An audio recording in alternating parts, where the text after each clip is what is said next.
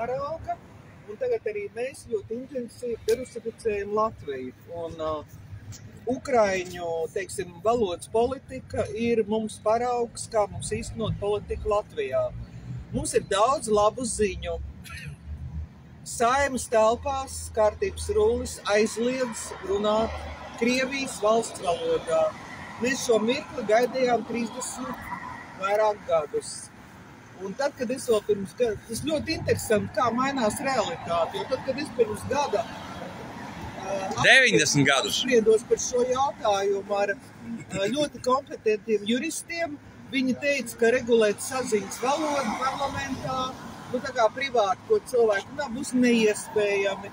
Bet izrādās, ka laiks dara savu darbu un viss kļūst iespējams.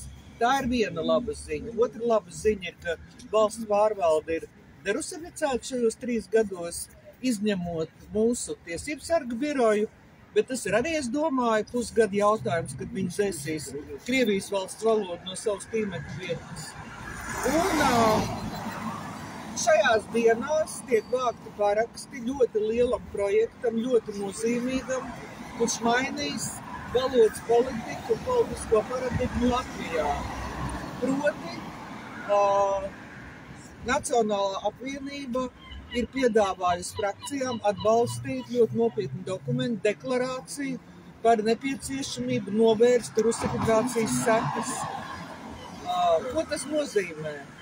Līdz šim valodas likuma gaismā uz krievu valodu Latvijā skatījās kā uz kuru katru svešu valodu, kā uz itāļu valodu vai kā uz vācu valodu. Bet mums katram te ir skaidrs, ka tā nav kura katra valoda un ka šī valoda ir tā, kas rusificē Latviju un to lēnā garā padara tā kā par piederīgu Krievijai.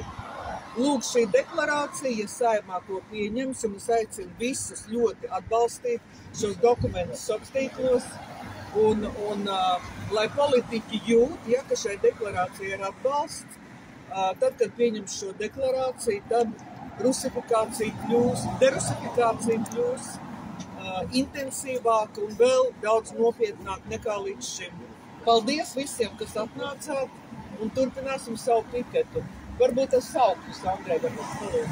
Ne tikai pat Latvijā, bet arī pat ir delingvifikācijas aplikācija pat Ukrainā arī daudzās visur izgājis.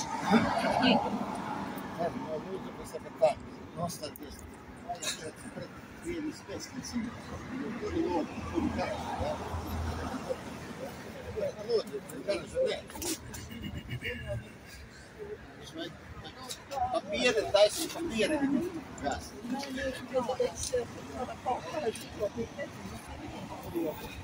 Tur bija rakstīts, ka tas ir kā pret Eiropas Savienību, vai Eiropas Savienība vairāk sniedz pabalstu Ukrainai, jo Ukraina ir šis labāk apstādināt Krievijas agresiju Kievā nekā vēlāk Vecrīgā Ukraina Eiropas bruņuvestes.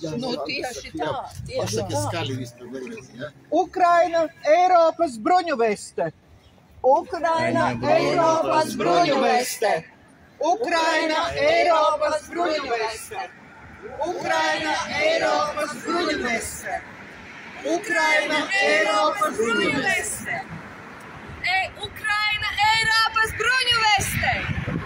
Ukraina Eiropas bruņuveste!